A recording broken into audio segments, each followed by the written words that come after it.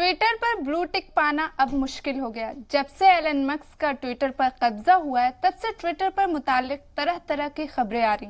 वहीं अब मस्क ने ट्विटर ब्लू सब्सक्रिप्शन को लेकर कुछ नई बातें की। अब नया क्या है बताएंगे पूरी वीडियो में। आदाब, मैं हूं अतीका नूर और आप देख रहे हैं जी मीडिया का डिजिटल प्लेटफॉर्म। दरअसल एलन मस्क ने ट्विटर ब्लू सब्सक्रिप्शन को फिर से पेश करने की तैयारी कर ली है। मस्क ने ट्विटर के जरिए बताया है कि ब्लू टिक को 29 नवंबर को रिलॉन्च किया जाएगा। साथ ही ये भी बताया कि पुराने अकाउंट से ब्लू टिक हटा दिया जाएगा और इसे पाने के लिए यूजर्स को पैसे देने होंगे। एलन मस्क के ट्विटर को टेक ओवर करने के बाद कई बदलाव सामने आए। हाल ही में ट्विटर ब्लू टिक को पेश किया गया था, जिसके तहत यूजर्स को ब्लू टिक के लिए करीब $8 का भुगतान करने की बात कही गई थी।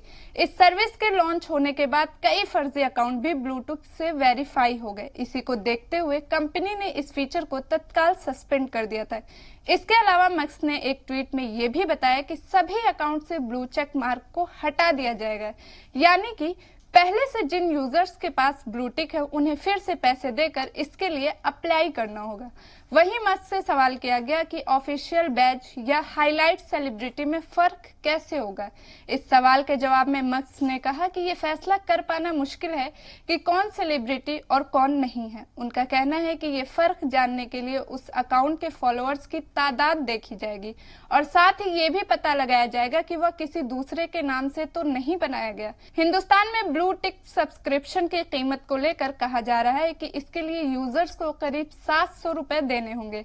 हालांकि ये भी कहा जा रहा है कि इस कीमत में बदलाव होने का अंदेशा भी है। ऐसे ही जानकारियों के लिए जुड़े रहिए जी मीडिया के डिजिटल प्लेटफॉर्म पर।